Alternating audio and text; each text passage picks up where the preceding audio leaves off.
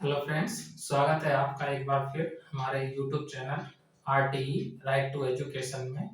और हम लोग चाइल्ड डेवलपमेंट पेडागोगी को कंटिन्यू कर रहे थे, जो स्पेशली फॉर इम्पोर्टेंट है for KVS D triple S P and C TET के एग्जाम्स के लिए। और आप लोगों से रिक्वेस्ट है कि ऐसे बहुत सारे छात्र स्टूडेंट्स होते हैं जिनमें काबिलियत बहुत ज़्यादा है, लेकिन फिर भी वो अपनी मंजिल पर नहीं पहुंच पाते। उसका कारण है फाइनेंशियल प्रॉब्लम। तो इसलिए ये कम्प्लीटली फ्री है। अगर आपको लगता है कि मेरा लेक्चर जो है वो इम्पोर्टेंट है और एग्जाम निकालने के लिए बच्चों को हेल्प करेगा, तो आप एक दूसरे के साथ शेयर भी कर सकते हैं और लाइक कमेंट करके फीडबैक भी दे सकते हैं। तो जैसा कि शुरू करते हैं हम लोग आज का लेक्चर। आज का लेक्चर शुरू करने से पहले हम लोग पहले प्रीवियस लेक्चर को थोड़ा सा रिव्यू कर लेते हैं। हम लोगों ने प्रीवियस लेक्चर में देखा था जीन पियाजे की थ्योरी हम लोग पढ़ रहे थे। जीन पियाजे की थ्योरी दो भागों में बांटी गई थी, जिसमें पहला पार्ट इनका आता है फोर फैक्टर थ्योरी। और इनकी एक और थ्योरी है जिसका नाम है फोर स्टेज थ्योरी। तो जैसा कि हम लोग पहले ही ऑलरेडी इस फोर फैक्टर थ्योरी के बारे में पढ़ चुके हैं, जिसे हम लोगों ने हिंदी में बोला था चार तत्व सिद्धांत, और इसको कहते हैं चार चरण सिद्धांत। तो हम लोग जानते हैं जैसा कि जीन पियाजे ये दोनों ही थ्योरी किसके संदर्भ में दे रहे हैं, तो कॉग्निटिव डेवलपमेंट के संदर्भ में दे रहे हैं कि एक बालक में संज्ञानात्मक विकास कैसे होता है। इसके चार तत्वों को हम लोगों ने डिटेल से सीखने की कोशिश की थी, जिसके हम लोगों ने ट्रिक भी बनाया था एम मूर्ख एक से एक। तो M for maturation and E for experience and S for social interaction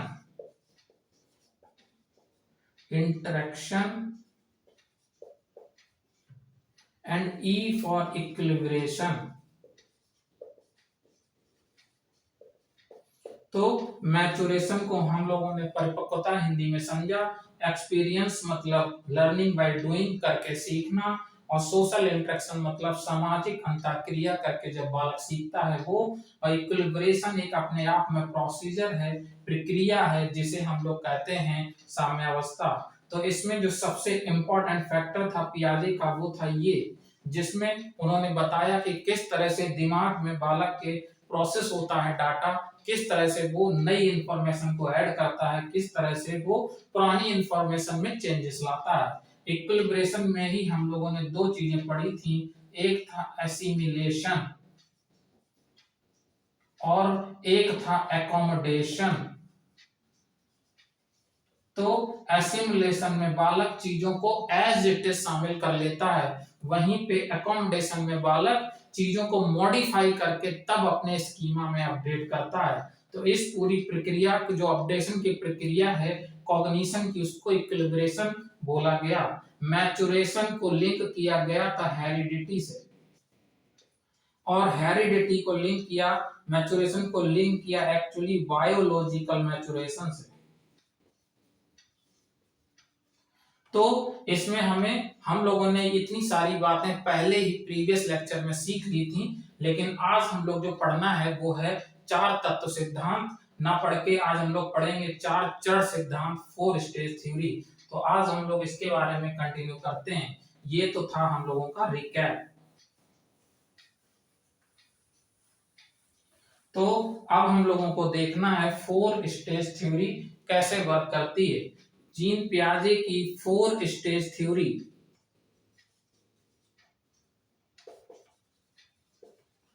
में चार चरण हैं। कितने चरण हैं? चार चरण हैं। तो चार चरण में से पहले चरण का नाम है सेंसरी मोटर स्टेज।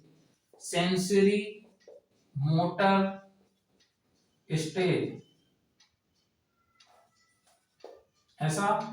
दूसरी स्टेज का नाम है pre operational stage, pre operational stage, और तीसरे चरण का नाम है ऑपरेशनल स्टेज। ऑपरेशनल स्टेज बोलें या फिर इसी को हम लोग कहते हैं concrete operational stage, concrete operational stage. चौथे चरण का नाम है फॉर्मल ऑपरेशनल स्टेज। तो ये 4 चरणों में बांटा गया है। पियाजे ने अपने 4 चरण सिद्धांत में बालक की उम्र के आधार पर उसके संज्ञानात्मक विकास में होने वाले चरणबद्ध डेवलपमेंट को समझने की कोशिश की है। तो सेंसरी मोटर स्टेज को इन्होंने हिंदी में हम लोग कह सकते हैं इंद्रिय गामक अवस्था, इंद्रिय गामक अवस्था, जो हम लोग कह सकते हैं कि 0 to 2 ईयर के आसपास होती है, जिसे हम लोग कहते हैं बालक की शेषवा अवस्था। इसी को पियाजे ने कहा इंद्रिय गामक अवस्था। प्री ऑपरेशनल स्टेज की हिंदी है पूर्व संक्रियात्मक अवस्था, पूर्व संक्रियात्मक अवस्था। तो पूर्व संक्रियात्मक अवस्था का टाइम पीरियड आपका है ये 2 to 6 ईयर। तो ये वो अवस्था है जब बालक विद्यालय नहीं जाता, विद्यालय से जाने से जस्ट पहले की अवस्था को पूर्व संक्रियात्मक अवस्था, प्री ऑपरेशनल स्टेज कहते हैं। और तीसरा चरण उन्होंने दिया कॉन्क्रीट ऑपरेशनल, जिसकी हिंदी है मूर्त संक्रियात्मक अवस्था, मूर्त संक्रियात्मक अवस्था। तो इस अवस्था की उम्र है 6 से 11 साल के आसपास। तो ये कॉन्क्रीट ऑपरेशनल अवस्था किशोरा अवस्था से ठीक पहले की अवस्था है। इसी को हम लोग पढ़ते हैं उत्तर बाल्यावस्था के नाम से, लेटर चाइल्डहुड के नाम से। फॉर्मल ऑपरेशनल स्टेज, इसकी हिंदी है औपचारिक, औपचारिक संक्रियात्मक अवस्था, औपचारिक संक्रियात्मक अवस्था। और इस अवस्था की उम्र है 11 से लेकर लगभग किशोरा अवस्था तक जाती है, और इसके ऊपर भी कभी कभी एडल्टहुड तक चली जाती है। तो ये लास्ट स्टेज है। तो बालक के विकास को उन्होंने लगभग 4 स्टेज में बांट दिया है, जिसमें अगर हम लोग बोलना चाहें तो सेंसरी मोटर स्टेज ही बालक की इनफेंसी है। इनफेंसी को हम लोग कहते हैं शेषवा अवस्था, इस तरह। और प्री ऑपरेशनल को, जिसे इन्होंने पूर्व संक्रियात्मक अवस्था बोला, उसे हम लोग कहते हैं अर्ली चाइल्डहुड, अर्ली चाइल्डहुड, पूर्व बाल्यावस्था, पूर्व बाल्यावस्था, ऐसा। और ये तीसरी जो स्टेज है उसे हम लोग कहते हैं नॉर्मली लेटर चाइल्डहुड, उत्तर बाल्यावस्था।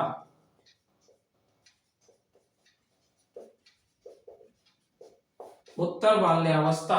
तो ये जो चौथा चरण है, तीसरा चरण है, जिसको हम लोग नॉर्मली पढ़ते हैं उत्तर बाल्यावस्था, जिसको पियाजे ने नाम दिया कॉन्क्रीट ऑपरेशनल स्टेज, मूर्त संक्रियात्मक अवस्था। और ये पांचवा चरण, जो चौथा चरण है पियाजे का, इसमें आपकी किशोरा अवस्था और वयस्क अवस्था दोनों आ जाती हैं, किशोरा अवस्था और वयस्क अवस्था दोनों आ जाती हैं। तो इस तरह से इनके 4 चरण सिद्धांत में ये 4 इन्होंने स्टेज दी हैं। इन स्टेज के माध्यम से इन्होंने बालक में संज्ञानात्मक विकास कैसे विकसित होता है इसको समझने की कोशिश की। इन्होंने पहले चरण को, जिसमें बच्चा जस्ट बॉर्न हुआ है और उसके लगभग 2 साल तक रहेगा, उसको इन्होंने सेंसरी मोटर स्टेज कहा, जिसको हिंदी में इंद्रिय गामक अवस्था कहते हैं। दूसरा चरण इन्होंने दिया जिसका नाम है pre operational stage. Pre operational का मतलब है पूर्व संक्रियात्मक अवस्था। इसी को नॉर्मली हम लोग पढ़ते हैं पूर्व बाल्यावस्था के रूप में, अर्ली चाइल्डहुड के रूप में, जिसका टाइम पीरियड दिया 2 to 6 ईयर। लेकिन फिर इन्होंने तीसरे चरण का नाम रखा मूर्त संक्रियात्मक अवस्था, जिसका चरण दिया 6 to 11 ईयर के आसपास, जिसको हम लोग नॉर्मली पढ़ते हैं उत्तर बाल्यावस्था के रूप में, यानी लेटर चाइल्डहुड के रूप में। और जो चौथा चरण है, जो मैच्योर चरण है, परिपक्व चरण है, उसे इन्होंने नाम दिया फॉर्मल ऑपरेशनल स्टेज, हिंदी में औपचारिक संक्रियात्मक अवस्था, जिसका टाइम पीरियड है 11 से लेकर, और जब तक वयस्क नहीं हो जाता बच्चा, परिपक्व नहीं हो जाता, तब तक की उम्र इसमें शामिल की गई है। तो इसमें किशोरावस्था और वयस्क अवस्था दोनों ही शामिल हो जाती हैं। अब हम लोग बारी बारी से इनके बारे में डिटेल से सीखने की कोशिश करेंगे। इसमें इन्होंने बहुत सारी बातें बताई हैं। तो सबसे पहले हम लोग अब सेंसरी मोटर स्टेज के बारे में सीखने की कोशिश करेंगे कि इन्होंने सेंसरी मोटर स्टेज में क्या बताया। तो इनकी जो पहली स्टेज है उसका नाम है सेंसरी मोटर स्टेज, जिसको हम लोगों ने हिंदी में बोला इंद्रिय गामक अवस्था। इंद्रिय गामक अवस्था, तो यही वो अवस्था है 0 से लेकर 2 साल के बीच की। इसका मतलब है कि बालक जब जन्म लेता है तब जो भी वो लर्निंग करता है, जो संज्ञानात्मक विकास अपना करेगा, वो किसके माध्यम से करेगा, इस स्टेज के नाम से ही प्रकट हो रहा है कि इंद्रियों से करेगा। कहां से करेगा? तो इंद्रियों से अधिगम करेगा, इंद्रियों से अधिगम करेगा। तो यहाँ पे इंद्रियां क्या क्या हो सकती हैं? जैसे कान हो सकता है, जैसे नाक हो सकता है, जैसे मुख हो सकता है, मुख में जीभ आ सकती है, जैसे आंखें हो सकती हैं, और जैसे स्वाद हो सकता है, और कान हो गया, नाक हो गया, मुख हो गया, आंख हो गया, तो ये सारी इंद्रियां ही हैं। तो कान से वह सुनना सीखेगा, सुनना सीखता है, भिन्न भिन्न प्रकार की ध्वनियों को पहचानता है, भिन्न भिन्न ध्वनि को पहचानता है, और नाक से वो क्या करता है? सूंघता है। तो वह फॉर एग्जाम्पल कहते हैं कि बालक जो है बिना देखे ही अपनी माँ को पहचान लेता है। कैसे पहचान लेता है? तो माँ के कपड़ों की स्मेल से पहचान लेता है, उसकी खुशबू से पहचान लेता है। तो माँ को पहचान लेना, माँ को पहचान लेना, माँ के कपड़ों की खुशबू से, तो ये क्या है? नाक से बालक पहचानता है, इंद्रियों से अधिगम हो रहा है। ऐसे ही जीभ में क्या? जैसे वह स्वाद, शहद चटाया जाता है बच्चे को, शहद, तो स्वाद से पहचानता है। वह पहचानेगा कि खट्टा क्या है, वह पहचानेगा कि मीठा क्या है। और कोई शरारती इंसान अगर उसको कुछ कड़वा चटा दे तो जानेगा कि कड़वा क्या है। तो इन सब चीजों का अधिगम, संज्ञानात्मक विकास उसका जीभ से हो रहा है। आंखों से वह पहचानेगा, जैसे ज्यादा रोशनी हो जाए, ज्यादा अगर रोशनी हो जाए तो आंखें उसका दिक्कत करेगा, रोने लगेगा, तो वो समझेगा कि ज्यादा रोशनी है। और अंधेरा ज्यादा हो जाए तो उससे भी वो क्या करेगा? डरने लगेगा और फिर मामा चिल्लाएगा। तो ये क्या है? आंखों से भी कुछ सीखने की कोशिश कर रहा है।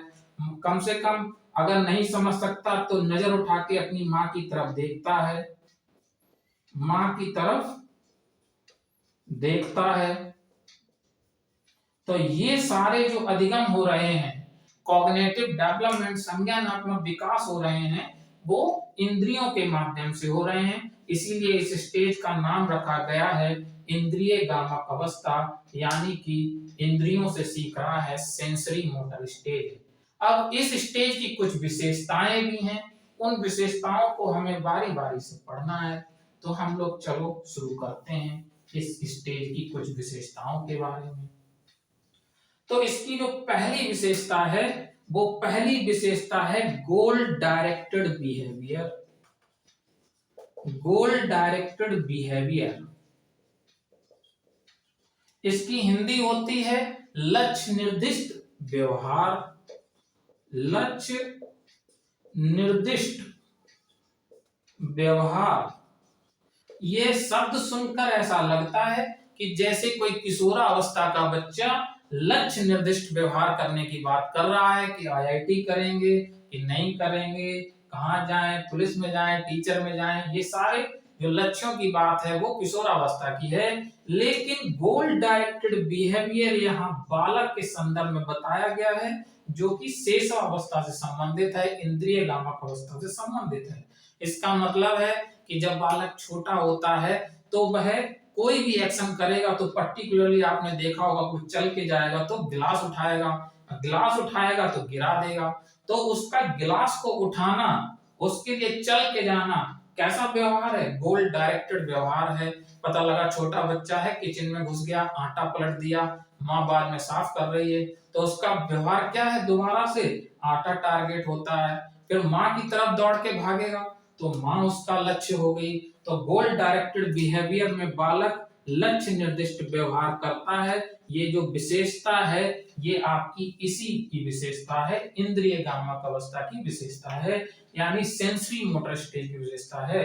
तो इस पे क्वेश्चन कई बार सीटेट में आया हुआ है और लोग इसको गलत लगाकर आते हैं। अब हम लोग चलते हैं, जो दूसरी सबसे मोस्ट इंपॉर्टेंट विशेषता है वो है object permanent. Object permanence, permanence.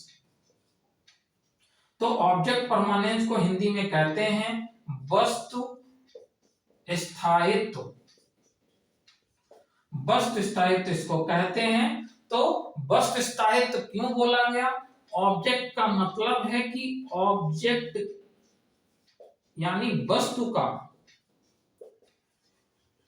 और परमानेंस का मतलब है स्थायीकरण हो जाना, स्थायीकरण होना। तो इस स्टेज की विशेषता ऑब्जेक्ट परमानेंस है। इसका ये मतलब नहीं है कि इस स्टेज के बालक में जो इमेज है, जो लोगों को लेकर जो इमेज उसकी कॉग्निटिव संज्ञान में बनती है वो स्थायी है। इस स्टेज की विशेषता इसलिए है क्योंकि इस अवस्था में लैक ऑफ ऑब्जेक्ट परमानेंस होता है। लैक ऑफ ऑब्जेक्ट परमानेंस है। तो लैक ऑफ ऑब्जेक्ट परमानेंस क्यों बोला? क्योंकि कमी है इसकी, इसकी कमी है। इसका मतलब है कि बालक जो है जब छोटा होता है, जब 1 ईयर का होता है, तो माँ आसानी से उसको छोड़कर मार्केट जा सकती है। वो तब तक रोता है जब तक उसके सामने वो है, जैसे ही माँ चली जाती है फिर वो चुप हो जाता है। इसका मतलब है कि जो इमेज उसकी आंखों के सामने बन रही है वो उसके दिमाग पर तभी तक स्थायी है जब तक वो वस्तु उसके सामने रहती है। लेकिन जैसे ही वो वस्तु उसकी आंखों से हटा ली जाती है तो वह वस्तु उसकी आंखों में या दिमाग में परमानेंट नहीं हो पाती। इसीलिए लैक ऑफ परमानेंस है, यानी वस्तु स्थायित्व की कमी है। इस अवस्था में वस्तु स्थायित्व की कमी है, स्थायित्व की कमी है। तो हम लोग समझ पा रहे हैं। लेकिन जैसे ही बालक लगभग शेषावस्था के पूरा कर रहा होगा, यानी इंद्रिय गामक अवस्था से निकलने वाला ही होगा, वैसे ही उसके मस्तिष्क में संज्ञान में वस्तु स्थायित्व आ जाता है। और अगर वस्तु स्थायित्व आ जाता है तो माँ जब तक शाम को लौट कर घर नहीं आती तब तक वह बालक रोता रहता है। यानी कि उसको लगता है, उसकी आंखों के सामने से वस्तुएं हटा लेने के बाद भी उसको अब लगता है कि वो वस्तुएं एग्जिस्ट करती हैं और वो मुझे मिलनी चाहिए। इसीलिए आपने देखा होगा कि 1 ईयर से लेकर 2 साल या फिर 3 साल तक का बालक जिद अधिक करता है किसी चीज की, लेकिन 0 to 1 ईयर का बालक किसी चीज की जिद करता तो है, लेकिन वो कुछ समय के लिए करता है, उसके बाद फिर वो भूल जाता है। तो इससे हम लोग समझ पा रहे हैं कि ऑब्जेक्ट परमानेंस यानी वस्तु स्थायित्व की कमी इंद्रिय गामक अवस्था में ही होती है, और इंद्रिय गामक अवस्था के अंत तक उसको यह लैक ऑफ ऑब्जेक्ट परमानेंस आ जाता है, यानी कि उसमें ये विशेष इसीलिए बोला गया कि इंद्रिय गामक अवस्था की विशेषता है, क्योंकि इसी अवस्था में वस्तु स्थायित्व की कमी होती है और इसी अवस्था में वस्तु स्थायित्व आ जाता है। तो ये इंद्रिय गामक अवस्था की विशेषता है, इसको आप अर्ली या लेटर चाइल्डहुड की विशेषता नहीं लगाएंगे। अब हम लोग अगली विशेषता पर चलते हैं, इसको कुछ सीखने की कोशिश करते हैं कि इसकी और कौन कौन सी विशेषताएं हैं। जैसे चलते हैं तीसरी विशेषता, जिसे हम लोग कहते हैं डिफर्ड इमिटेशन। डिफर्ड इमिटेशन इसको कहते हैं विलंबित अनुकरण। तो अनुकरण से मतलब है, यहां इमिटेशन से मतलब है नकल, और डिफर्ड से मतलब है कि देर से। तो बालक किसी को अपने चारों ओर परिवेश में कार्य करते हुए देखता है और फिर उसको अपने संज्ञान में फीड कर लेता है। काफी समय 7 दिन, 8 दिन, 15 दिन होने के बाद वह उसी काम को करता हुआ नजर आता है। इसका मतलब है कि उसने कभी तो देखा होगा। तो देर से अनुकरण करता है इसी अवस्था का बालक। तो जैसे मैं आपको बताता हूं, जैसे मेरा भांजा है, वो लगभग 2 साल से कम का था लगभग, तब वह अपने पिता की नकल करते हुए डांस कर रहा है। जैसे पिताजी बैठते हैं और उठते हैं, वैसे बच्चा भी बैठता है और उठता है। तो ये क्या है, बच्चा उन्हीं की तरह, पिताजी की तरह नकल करने की कोशिश कर रहा है। और वो तो तत्काल हो गया नकल करना, लेकिन विलंबित अनुकरण, जैसे पिताजी मान लीजिए शेविंग कर रहे हैं, तो बच्चा देखते हैं कि 10-15 दिन बाद खुद भी शीशे में लगा हुआ है और उसने क्रीम लगा रखी है। तो ये क्या है, विलंबित अनुकरण हो गया। तो बालक विलंबित अनुकरण यूजली करता है, बाद में तत्काल इमिटेशन करने लगता है, और जैसे जैसे जल्दी जल्दी अनुकरण करेगा वैसे वैसे संज्ञान उसका अच्छा होता चला जाएगा। तो ये विशेषता डिफर्ड इमिटेशन इसी अवस्था की विशेषता है। अब हम लोग एक आखिरी विशेषता देखने जा रहे हैं इस स्टेज की, जिसे हम लोग कहते हैं रिफ्लेक्स एक्शन। रिफ्लेक्स एक्शन, तो इस स्टेज के बालक में ये रिफ्लेक्स एक्शंस बहुत सारे देखे जाते हैं। जैसे बच्चे को गुलगुली होगी बहुत ज्यादा, ये क्या है, रिफ्लेक्स एक्शन है। जैसे पलकों का झपकना, पलकों का झपकना, ये भी क्या, रिफ्लेक्स एक्शंस हैं। इसी तरह से हम लोग और भी, जैसे जब ठंड लगती है, ठंड लगने से रोंगटे खड़े हो जाना, खड़े हो जाना, ये क्या है, रिफ्लेक्स एक्शन है। अब मैं आपको बताता हूं कि बचपन में मेरे साथ ही ऐसा हुआ कि मैं बहुत पलके झपकाता था, फिर मुझे आदत डलवाई गई कि नहीं, कि आपको एक ही बार झपकानी है, कुछ दिनों में एक ही बार झपकानी, कुछ मिनट में एक ही बार झपकानी है। ऐसे करके फिर वो आदत गई, यानी उस टाइम पे मेरे अंदर वो रिफ्लेक्स एक्शन ज्यादा रहे होंगे, इसलिए मैं बार बार पलके झपकाया करता था। तो ये रिफ्लेक्स एक्शन भी जो है आपका सेंसरी मोटर स्टेज यानी इंद्रिय गामक अवस्था की विशेषता है। तो फ्रेंड्स, यहीं पे हम लोग इस क्लास को अंत करते हैं, और हम लोग नेक्स्ट क्लास में पियाजे की दूसरे चरण को समझने की कोशिश करेंगे और बहुत ही अच्छे से उदाहरण के साथ अपने दिमाग में बिठाएंगे। तो thank you so much friends. अगर आपको पसंद आए ये लेक्चर तो आप लाइक कीजिए, शेयर कीजिए और हमें ऐसे ही फीडबैक देते रहिए। आपके फीडबैक हमारे लिए बहुत ही महत्वपूर्ण है। Thank you so much friends.